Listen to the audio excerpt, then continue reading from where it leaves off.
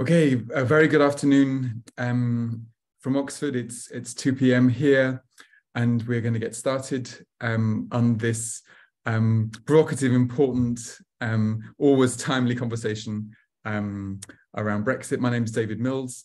I'm Vice Director of the Centre for Global Higher Education here in Oxford, and this is webinar 332 in our series. And it'll be a great pleasure today to hear from three speakers. Ludovic Highman at the University of Bath, Simon Marginson at the University of Oxford, and Vassiliki Papatsiba from the University of Cardiff. And we have all three of them talking to this sort of constant concern we have around what's going to happen and what has happened around Brexit. So the title of the talk is Brexit and UK Higher Education After 5 Years. You know the answer, don't you? And what the challenge for you all today is to listen out for a silver lining, because that's the question. You know, can we see anything positive? That's all you need to know for the housekeeping. I'm now going to pass over to Ludovic, Vassiliki, and Simon. The screen's yours. Well, thanks, David, and I'll start screen sharing now.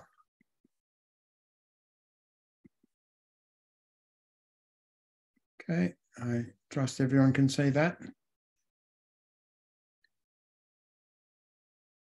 The tendency in the global environment is towards regionalisation, and it's something which has been apparent really in the last 30 years, that nations, cultures have felt the global environment is compelling and external in many respects to them, and in developing their relationship with the world as a whole, they've tended more often than before to coalesce, to band together. And you've seen tendencies to regionalisation fairly incipient but real in Latin America, in Africa, and of course in Southeast Asia, where there's a formal political development around ASEAN. The most important, of course, is Europe. And European regionalisation has, I think it's fair to say, greatly benefited the member countries in the EU over the period of its existence. And it remains a very strong, very viable form of regionalisation, and something of an example to the rest of the world as to how you can go beyond the nation state and cooperate effectively together. But the tendency to regionalisation is uneven, and not every nation or every region simultaneously moving towards regionalisation across the world. And of course, there is the famous case of the UK and the UK leaving the EU. Now, if you consider that, only 8 years ago, the UK was a regional player, and an unquestionably regional player. I mean, there was a referendum coming up, but no one, I suppose, really imagined what life would be like without the EU at that point, not easily anyway. This regional arrangement was to the great benefit of the higher education and research systems, as has been discussed on this program of webinars before. I mean, the EU was provided a trading environment, but it also provided a major cooperative environment in science and research through the EU framework programs, Horizon and its predecessors.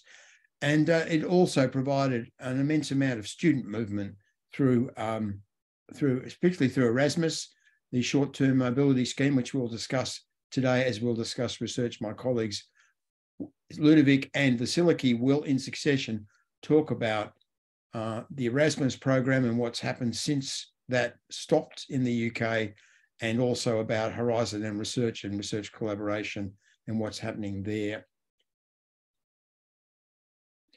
Well, Brexit was a slow process, a bit like the Ernest Hemingway famous quote about bankruptcy. You know, it happens first slowly, then it happens in a rush. And we knew that, of course, it would unroll after the referendum, which it soon became apparent that it was very difficult to regard the referendum as just advisory and not adopt it, or to have another referendum in its place to try and change the decision.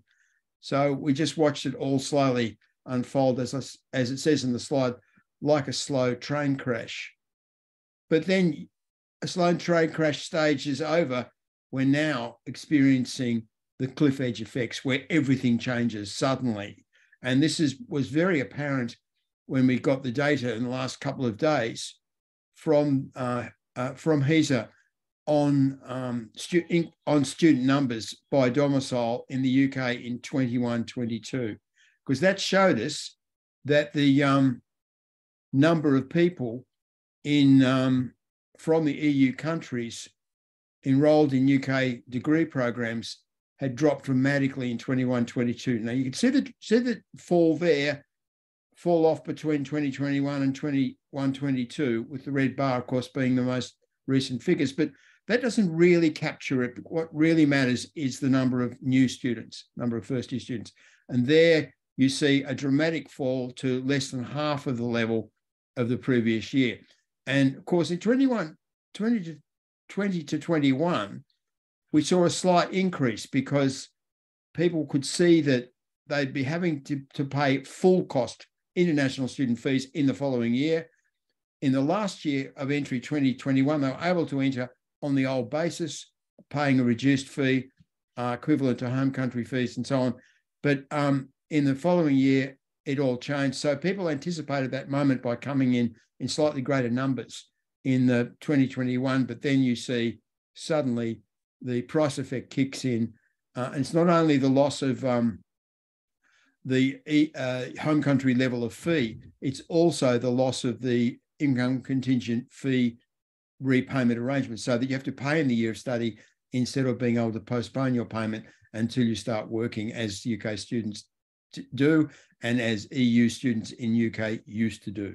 So naturally, if you've got good universities in the Netherlands, Germany, Nordic countries, France and Switzerland and so on, you're not going to come into UK unless there's special reasons or you have a scholarship. Decline in the number of students enrolled by country. And here you see the dramatic falls that have taken place in students coming from individual countries. Now, at the same time as this decline by country was occurring, there were substantial increases occurring in the number of students coming in from Saudi Arabia, Nigeria, where there's more students coming in from Nigeria now at first year stage than from the whole of the EU, and especially from India, a huge surge in numbers coming in from India. Now, the significance of that is that, well, firstly, the Home Office has suddenly become much more generous towards visas from a range of countries. And the second thing is that these students will mostly pay full fees. And that, of course, means a substantial increase in income coming into UK institutions. Home country fee-paying EU students have been replaced by full fee-paying other students, and those other students have increased by about 100,000 in 21-22, and we can assume that in 22-23 those numbers have stayed up. Let me emphasise postgraduate research students as a category because they play a really important role in the UK higher education research effort. And when we did our study of Brexit and higher education in 2017-2018, the message we got from research-intensive universities was the European students were often their best postgraduate research students. So a very significant group, especially coming in the physical sciences, in a range of UK institutions. So those declines in numbers are very significant, and you see that the fall off in postgraduate research students, goes total and first year numbers, started occurring early. It didn't just wait for the cliff edge. It was occurring before, because these are scholarship students, mostly, many of them, and they're coming in on research programs. And so as the UK began to lose ground in the research system in Europe after Brexit, you see that gradual whittling away of its intake of European students. And this is showing in particular institutions. So you've got, significant drops in most of the institutions in the table, with some more than others. There are a couple of cases where numbers have increased, but they're small numbers we're talking about there. The big research players have seen significant declines in their postgraduate students from Europe. So at this point, I'm very happy to hand over to Ludovic, and he'll take us forward, and I'll exit, and he will enter. Okay, thank you, Simon. I'll just share my screen.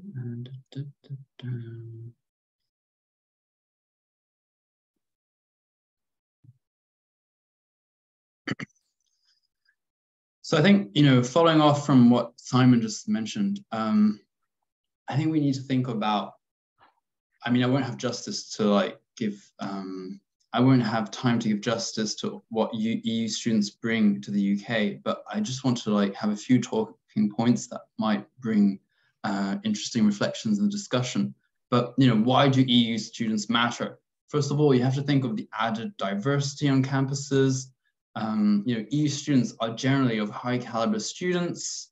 Why is that? It's because they come from, countries where there's, high quality education systems. They're usually multilingual. They're very high performing students, and that's something that came through our data. Then you have to think about soft power. Soft power. What does that mean? It's something that you see reappearing in a lot of policy documents, like the International Education Strategy for the UK. Soft power is really important, and EU students return to their country as ambassadors of UK culture and values. And that's something, you can't really put a price on, however much you want to assess that. And then think of how much, EU students can bring to the equation in terms of creating medium to long-term business ties and closer trade. That's very important in the medium to long term. And then, if you want to just think of this as a cost benefit analysis, financially speaking, the loss of EU students at undergraduate level is really a threat, because a lot of UK universities relied on EU students being in the system for 3 or 4 years for their undergraduate degree, opposed to these one-year programs, these one-year master programs. So it's very important in terms of stability at undergraduate level to have this, steady influx of EU students. And then, of course, at postgraduate level, this is really significant, because, the postgraduate level acts as a pipeline into the science sector. So if EU students aren't coming in anymore, that's also a huge issue. And these are issues at a structural level that are very hard to change overnight.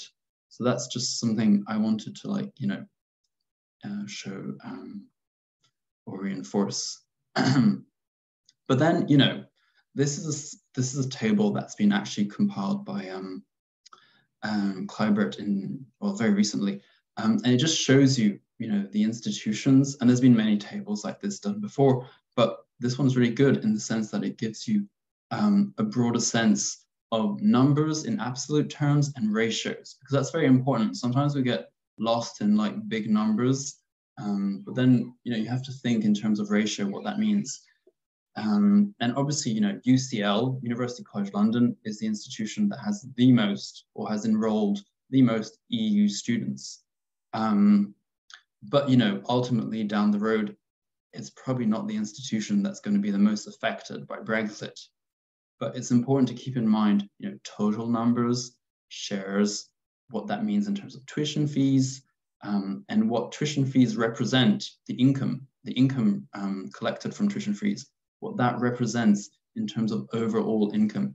And here you have the top 15 institutions, and I don't like focusing on the top 10, 20, or 25 or whatever, but we don't have time to go through the 160 plus institutions. But what you see here is that, the share of EU students is really important for institutions in Scotland. For instance, the University of Aberdeen has almost 20% of its enrollments are from the EU. Share of tuition fees, it depends on the institution.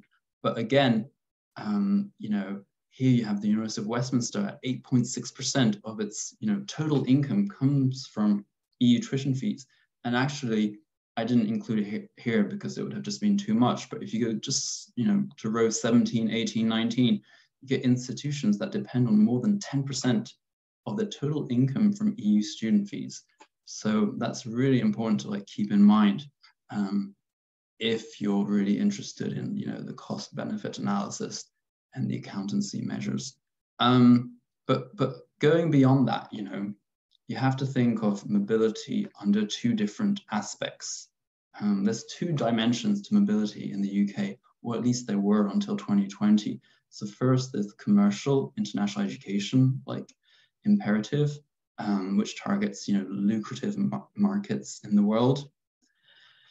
And then you have participation in the EU Erasmus Plus scheme, which is actually was based on the principle of reciprocity. And financially speaking, there might not be a surplus expected from that.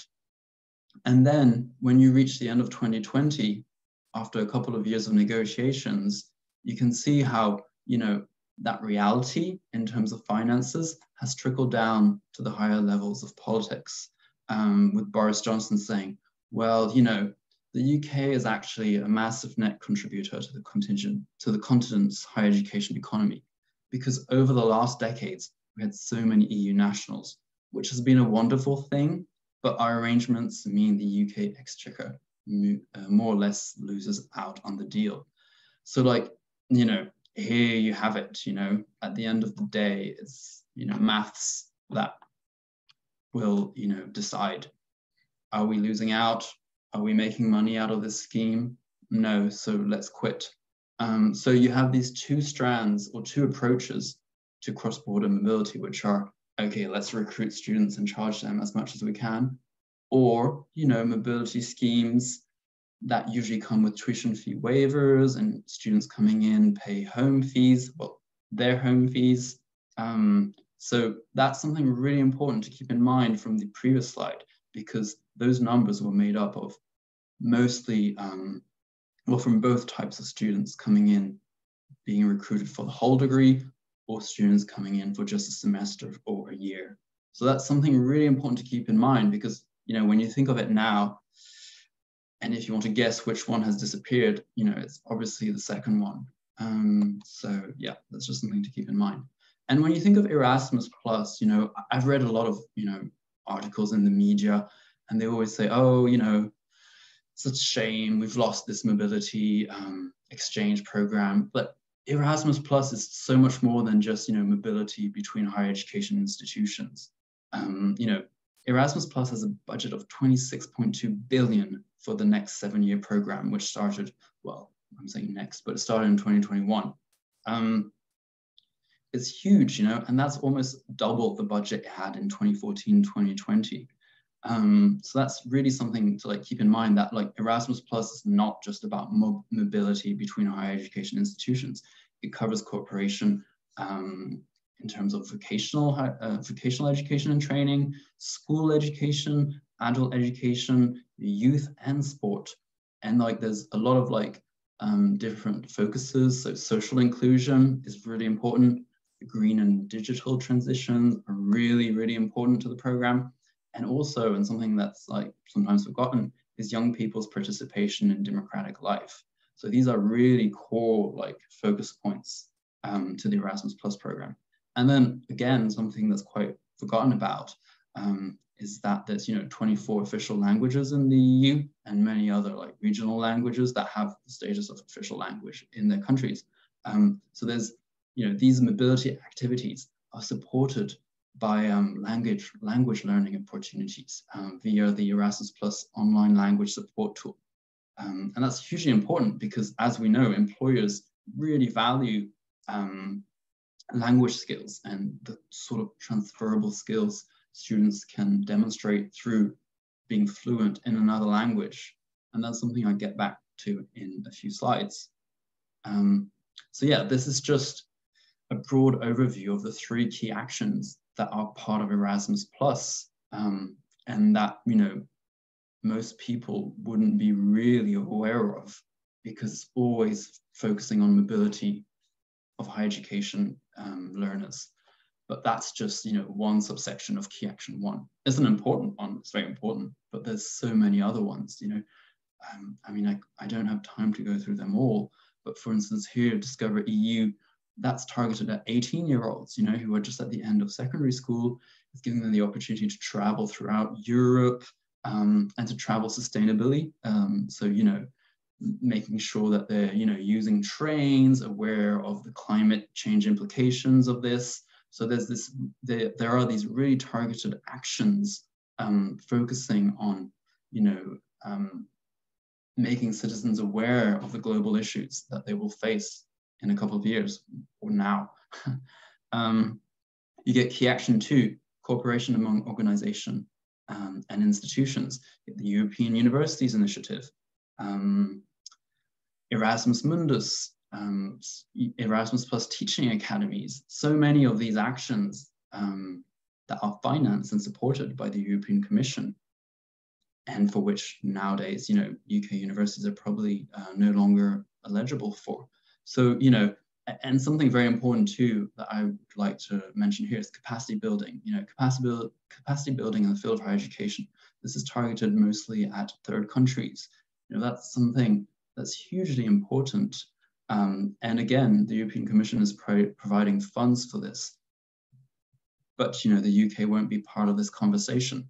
So you know, what I'm trying to demonstrate here is that Erasmus Plus is just so much more than just mobility of, you know, people enrolled in university degrees. And then, you know, I think when you think of, oh, what have we lost through Erasmus Plus, it's fine to look at these key action plans of the European Commission or the national strategies of the UK, but I think you have to look at what it looks on the ground. You know, what are the students who are enrolled in universities in France, Italy, Germany, whatever, first-year students, what are they seeing? Well, through their international offices, they're seeing this, you know, these mobility streams. So at the top, you have Europe through European University Initiative. In this case, this is Aix-Marseille University. So you have the Civic University Alliance, CIVIS. So that's, you know, the first port of call, exchanges through that European University Initiative. Or you can go Europe through Erasmus, or you can go overseas outside of Europe, or you can go to the UK at the very bottom. You know, this is what it looks like in a lot of countries. And I've done some research independently, and you know, many universities are actually don't want to advertise the UK at all, and have like sought to increase partnerships in other English-speaking countries like Ireland instead. And why is that? You know, why are 18, 19-year-olds in France, Germany, Italy, Greece, Spain, Portugal streamlined this way?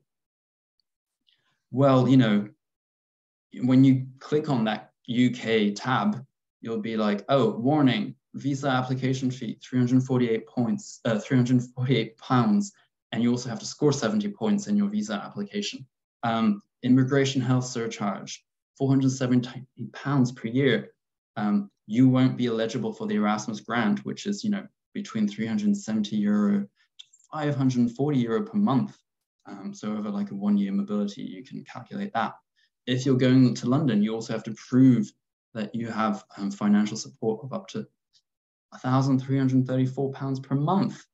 And on top of that, you know, you might have to actually pay the tuition fees of the receiving, well, of the UK institution, depending on the arrangement. So, you know, that all adds up. And if you're a student in Italy or France or Spain thinking, well, should I go to the University of Sheffield or should I go to Trinity College Dublin? You know, this financial implications are huge. So that's what we really need to take into account more than political statements or whatever, you know, organization representing higher education institutions is saying. You know, Erasmus grants have been extremely generous in the past, and they've been like organized depending on, you know, the cost of living in different countries. There's been there's been an allowance increase depending on the conditions, financial conditions of the students. So they have been disadvantaged. There have been grants for disadvantaged students that have been higher than those for normal students. So, you know, it has helped boost mobility. So that's just something I want to bring into account. But the problem now is that since Erasmus Plus has disappeared, some UK universities like King's College London have had to, you know, just say, well, we're going to use our own resources to support students. But this is a very, again, temporary measure. You know, it's here you can see it's confirmed for 2022, 2023. We don't know what's going to happen next year. Obviously, the institution is going to be impacted by this because it's going to have to put probably several million euros or pounds towards this. It's a difficult position to be in from a UK perspective, and it doesn't take into account the reciprocal arrangement. So yeah, just to go into the Turing scheme, when you think of it, you know, it has 4 main objectives. Global Britain, you know, so really focusing on the whole of the world, leveling up within the UK, developing key skills to improve employability and better value for UK taxpayers. But, you know, most of these goals are very much tainted by political pledges. Surprisingly, in 2021, only 39 universities were, you know, selected. You know, there's over 160 universities in the UK. So what happened to 120 universities? You know, there's no talking about that. We don't know. I guess it's like King's College London. They had to supplement the fees. They had to supplement grants by themselves, but there's no discussion on what happened to 2/3 of UK universities. And again, the budget of 110 million. I mean, that sounds like a lot if you know, have no other reference points, but, you know, it's less than what the UK got out of Erasmus Plus projects in 2019. And, you know, with inflation and everything, I don't need to go into further details. So yeah, and again, when you think of, you know, global Britain, what does that mean? Well then, you know, it means your students are ready to go and study abroad in different languages. But actually, you know, the British Council has launched reports that shows that there's a widening gap in young people's access to foreign languages provision, depending on the socioeconomic background. And the economic cost of the UK's linguistic underperformance in terms of lost trade and investment has been estimated at 3.5% of GDP. So the evidence out there is that, you know, students are not prepared to go to like foreign countries unless the language of teaching is English, which means, you know, they're not going to learn another language, they're not going to have the skills employers want. So there's a mismatch there that's not being addressed. And just to show you visually, you can see like how French and German have just been decimated at A levels. You know, there used to be 21,000 something students studying French in the UK, and now it's gone down to 8,000. Spanish is slightly on the rise, but, you know, again, there needs to be more matching between the languages students are learning in high school or secondary school and the opportunities that are available to them through the Turing scheme in higher education. So yeah, and then again, when you think of who's managing Turing, well, you know, it's now this firm called Capita, which is a private consulting and digital services business. It's been awarded this contract for 23 months, less than 2 years. You know, there's media articles about how they undercut the British Council and, you know, they were able to offer a deal that was cheaper, which is, you know, financially speaking, great, but they're replacing the British Council in this role, and they've appointed the Association of Commonwealth Universities as principal partner to lead on the assessment of applications and to support with monitoring and evaluation. And, you know, the Association of Commonwealth Universities does a great job, but it does also have its own global networks and partnerships and a broad and specific agenda. So, you know, you are changing the, you know, the sort of thinking and outlook of what mobility might look like in the future when you are appointing organizations that have such a specific geographical remit. And of course, shorter program cycles, 23 months, you know, Erasmus Plus was 7 years. You know, what that leads to is more management, more administration, more bidding wars. And that's really who are losing out of that. It's education and internationalization. So yeah, just to finish off, I just wanted to like discuss how, you know, what does that mean in terms of soft power and public diplomacy? Because this is something that you can find in the literature. And, you know, public diplomacy, what does that mean? It's the process by which international actors seek to accomplish the goals of their foreign policy by engaging with foreign publics. But what you see here, it's made up of 5 different components, so listening, advocacy, cultural diplomacy, exchange diplomacy, international broadcasting. But here we're looking at exchange diplomacy, which is both supposed to be, in theory, inward and outward. And we're not getting the inward part here with Turing. And that's really important because exchange diplomacy is an actor's attempt to manage the international environment by sending its citizens overseas. So great, Turing tick boxes that, but reciprocally accepting citizens from overseas for a period of study or acculturation. So we're not getting that. And what this means in terms of soft power is that the UK soft power will be diminished in the long term, because when there's a failure in one of these 5 components, this failure is attributed usually to discrepancy between rhetoric and reality. And here, like, there's a great rhetoric and there's a great PR spin around Turing, but actually, when you look at it in terms of like facts and figures, it doesn't add up, and that's where you know, the potential for failure exists. So that's where I'll just end it, and I'll pass it over to Vassiliki. Okay, thanks very much, Ludovic. I'll try to present on research, and I'll try to do that briefly as I can. So probably let me now try and share my screen. Hold on, I was there a few seconds ago. So sorry about that. Yeah. There it comes. And sorry. I think you can see my application, but I need to click here. Right, that's, I'll start very quickly. That's the only sort of mesmerizing picture that I will share with you today. The only sort of happy slide, that's about a Brexiteer's dream in 2016, 2 days before the referendum. And so what they were hoping or dreaming about was the referendum will reinvigorate the economy, democracy, and liberty, and they will and it will improve relations with our neighbors. So that's important for higher education, the kinds of international relations that we have with our neighbors and further afield. And also that sort of confidence the United Kingdom is now the region's foremost knowledge-based economy.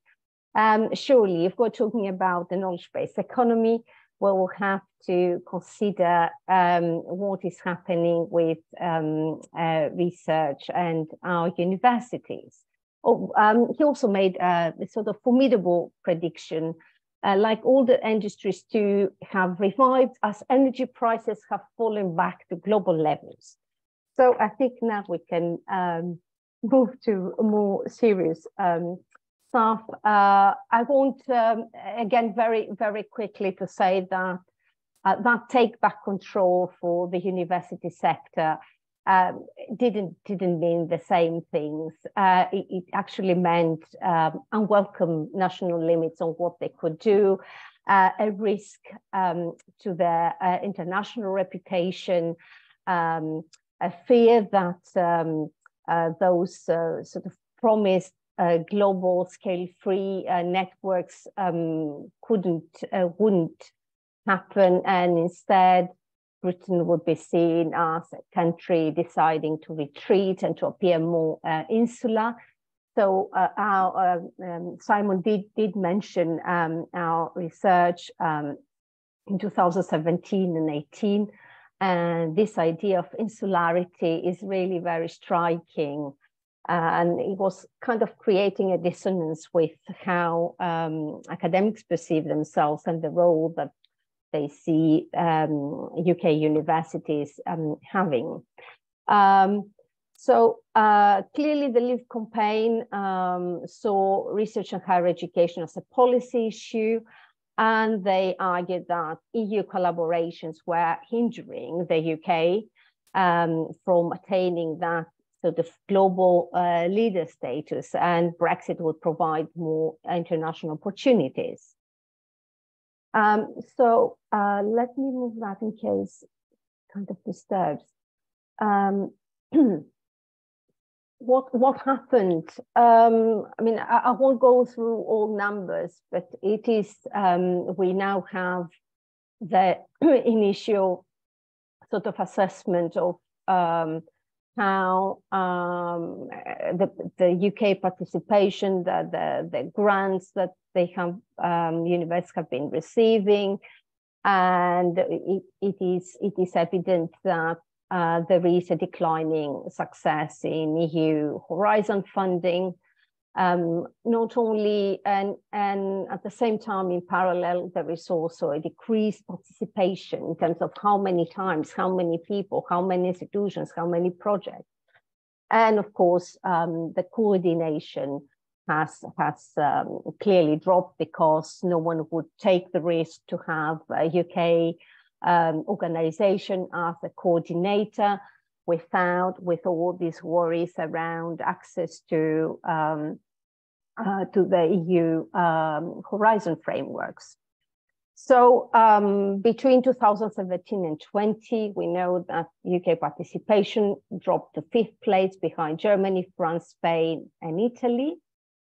And there are calculations that said, had it if Brexit, if the UK hadn't voted for Brexit, and if the UK had kept pace with Germany in its research effort, then it would have participated in 30% more projects than it actually did.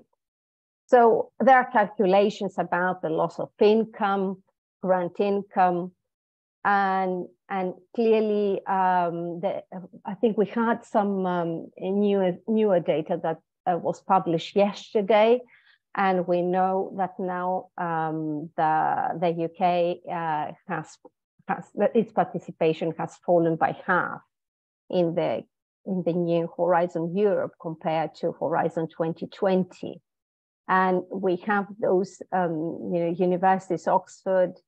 You can see the numbers here. What they are getting now is tiny.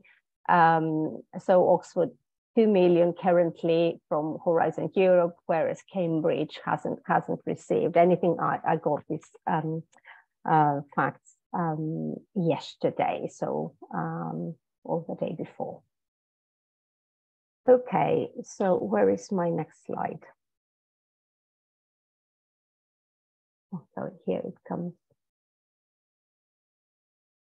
Okay, so here we clearly see the UK's participation from 2003 to 2022, and we can see that there are years when there is a drop. This is when a new framework program starts, so it is normal that we will have that drop for 1 year, and then it is sort of an increasing trend.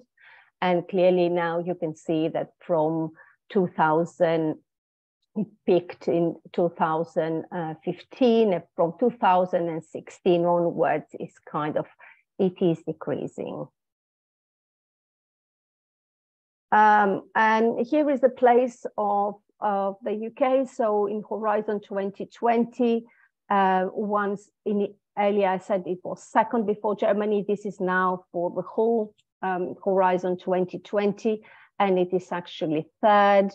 And when we look at Horizon Europe, it is now behind Germany, Spain, Italy, France, Netherlands, and Belgium. And so, I mean, I just saw Greece was just after the UK, which kind of made me smile, because I thought, oh, maybe I should consider going back to Greece, you know, in the foreseeable future, if it is doing as well as the UK in terms of research grants. Okay, so sorry about that. Okay, but the money is not what is the most important. I think it's what is the visible part of the iceberg. So I have tried to create that parallel here. And I think what is really key is all that network that lies underneath.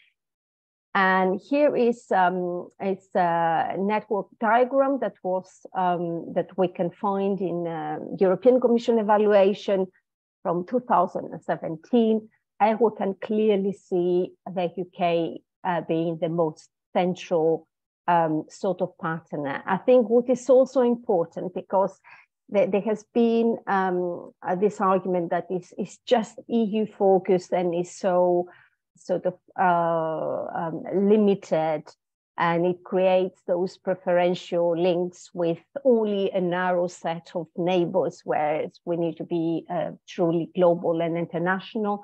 You can see many countries, South Africa, China, the United States, Canada, Brazil, and so on, being part of that network. So it isn't an EU focused, I mean, it is, I would say, EU powered, but it is not a closed off network. Just try and see. Sorry, I don't have a lot of time. I think what we need to see is that losing that network centrality is actually key. We can talk about money, we can talk about visible flows of people, but I think what is happening now is the UK is no longer, is losing that central position in the network. And this central position is actually the gift that keeps on giving. And I think this is what is important. It's not only the money that you get, it's not only the people that you've got, that network dynamic that gives, makes a certain node or country attractive, and it also helps sort of, okay, you attract resources, you attract talent, and this appeal is what then helps you get the people who are going to get the money. So it's not the just exact sum. So our participants spoke about these virtuous circles. So it's exactly the ability to attract researchers, to prevent brain drain. And we have studies that clearly have shown that the UK was one of the most, there were two most attractive countries in the previous funding program. But also the UK had one of the highest stickiness, which means that people do not leave. And so we have numbers, it clearly shows that the UK was top performing in attracting ESRC grants, and also the Marie Curie grants, and also they receive funding for fields that are not well funded in the UK. We have, in terms of EU academics, that appeal is no longer so evident. We have had 1% drop for the first time this year. So fewer academics are coming. I mean, 1% is the overall drop, but I think what is significant is that we do not have a lot of young EU academics or researchers who are coming, and people do remain, but actually they go through, you know, the demographic to become an older cohort, and we do not have the younger ones joining. The UK has provided, the UK government has provided a financial net. So even though the agreement, there is provision for being part of Horizon Europe, The agreement hasn't been signed because of complexities with the Northern Ireland Protocol. Currently, there is a provision in place for all those who apply are successful to receive the money, and there is also a plan B for a home-grown sort of research scheme that could replace the Horizon if if access is not possible. So we don't know what the future will bring. Will it be a sort of a labyrinth, or will it be an impasse? That's a big question, and I just wanted to. That's my last slide. These are the themes that came up when we did the analysis of our ESRC project that Simon mentioned earlier. So what were the concerns? What were people worried, or what did they care about? What were their concerns? So it was, when they talked about research, it was attracting talent. It was collaboration, and this idea of scale, dynamics, impact, and they feared that, research collaboration will shrink.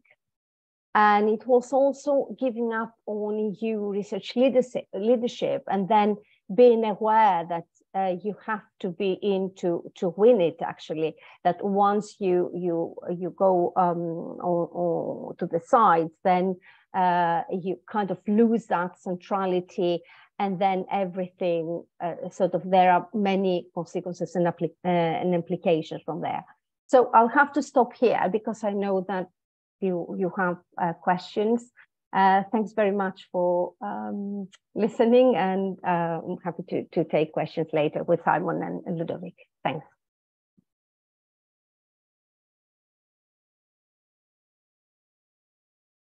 Simon, you're muted. I'm still seeing Vassiliki's screen, so I need to ask. Could you unshare your screen, Vassiliki, please?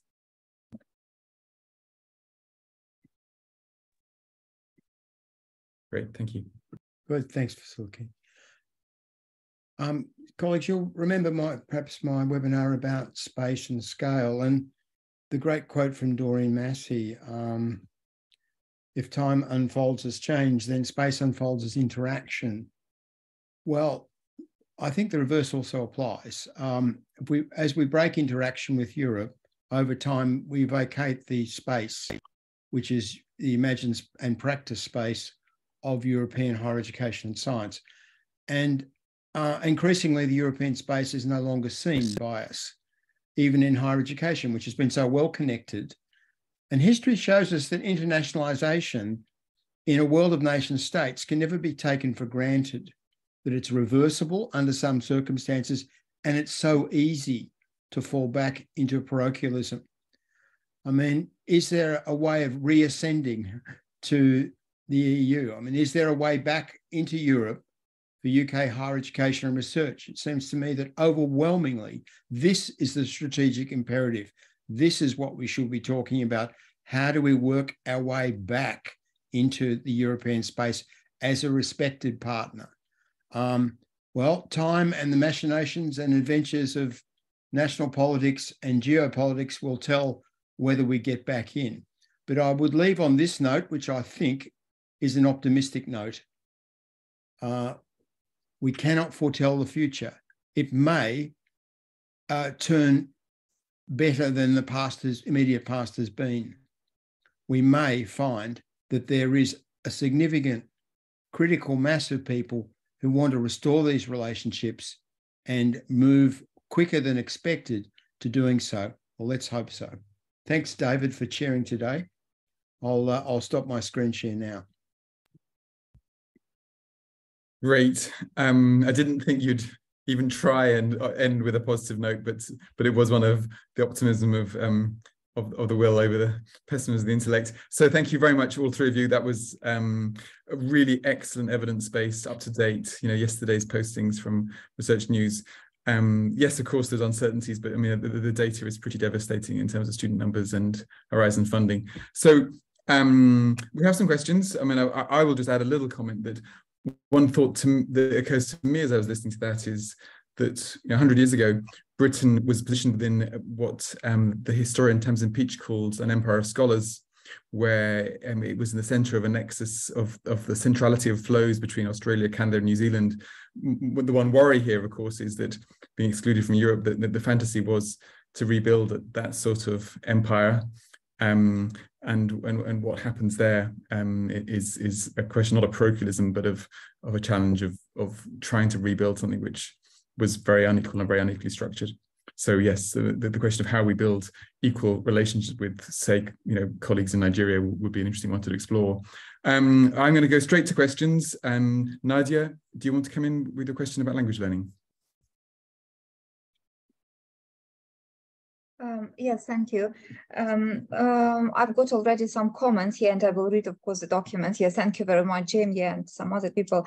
Well, my question was about, because you mentioned just a huge drop in language learning in the last decade in the UK, I mean, foreign languages learning. So what are steps being done to improve this situation? And or maybe the government is quite happy with that, or I'm sure not, but can you just give any hints, any explanations?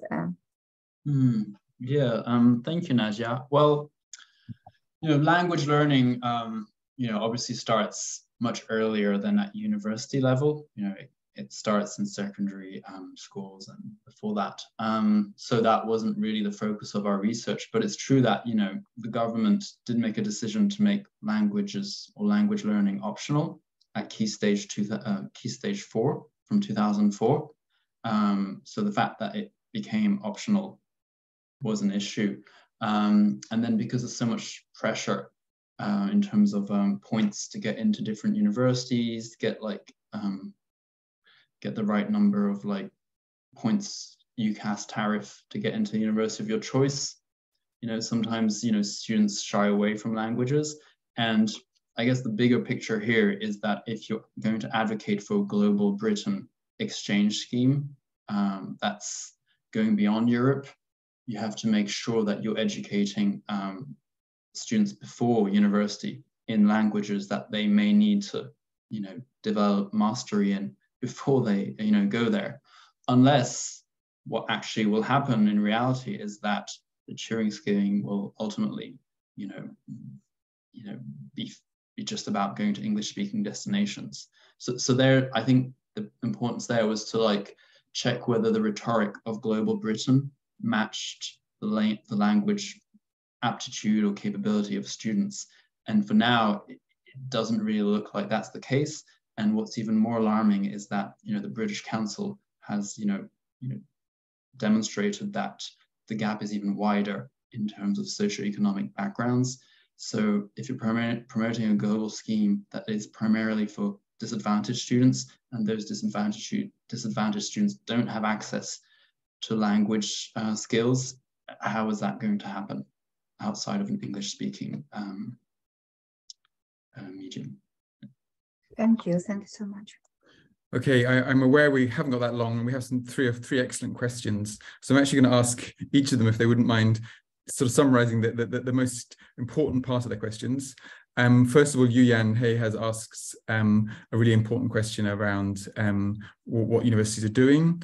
Glenn, your comment about making UK universities think harder about their priorities, and Mike, your queries about whether Turing will work. So if you can all come forward in turn, and then perhaps the speakers can respond to any of or all of those points as they come up. So Yuyan, first, please. Just briefly, if you can. Hi.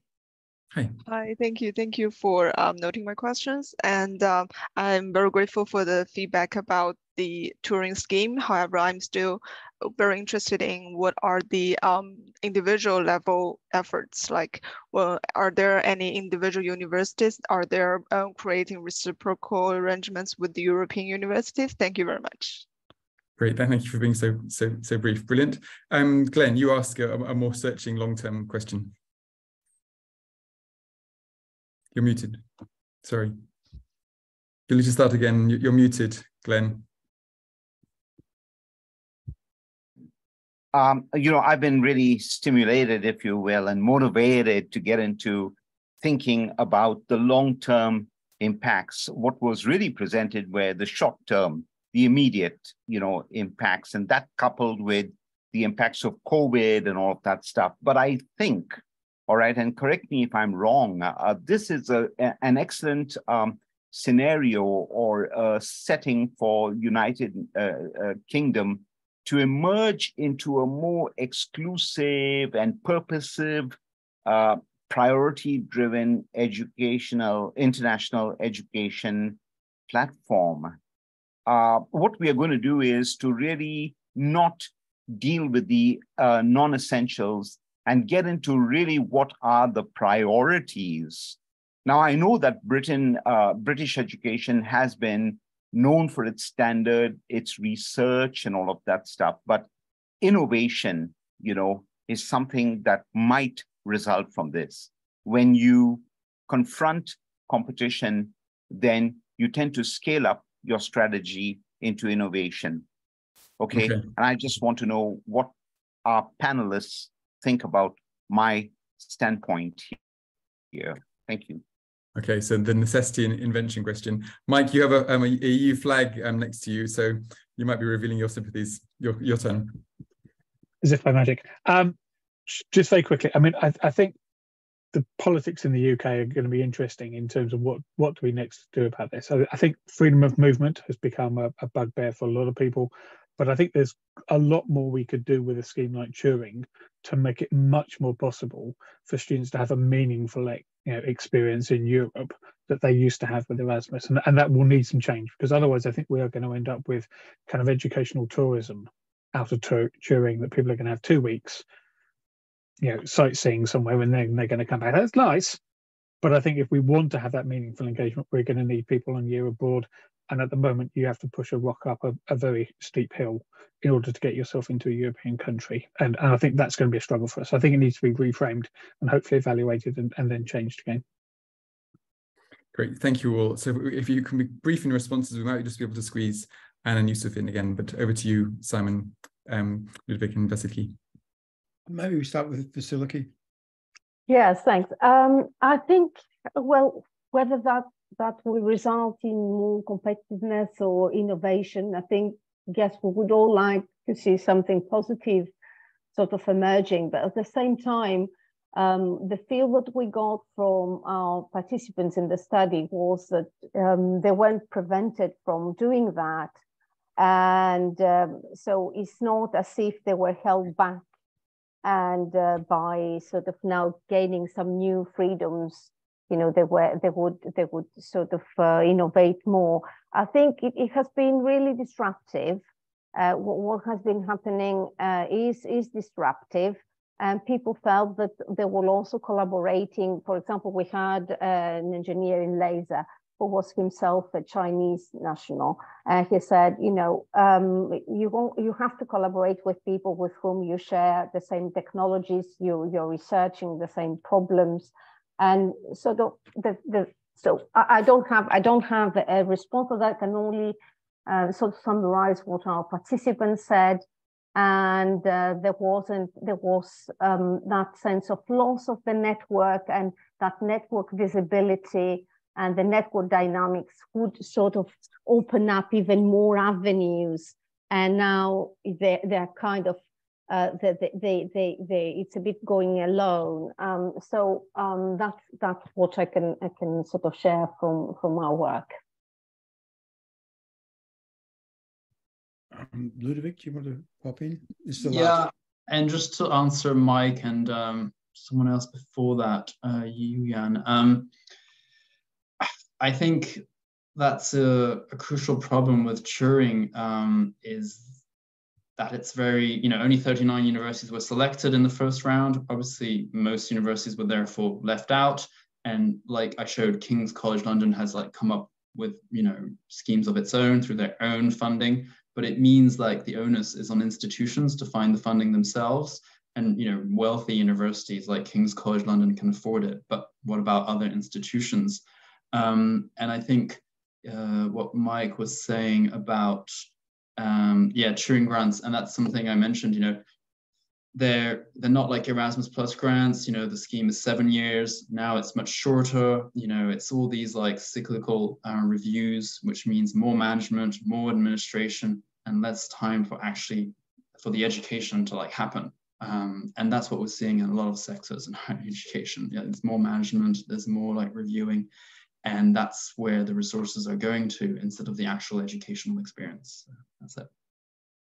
David, I think this is probably the end, unless you want us to extend further, but I want to thank my colleagues. I think that Ludovic has given us a state of the art on Erasmus and mobility, and Vassiliki has given us a state of the art on research, and both provided really good data, which will be valuable for the next few months, I think, now once it's up on YouTube.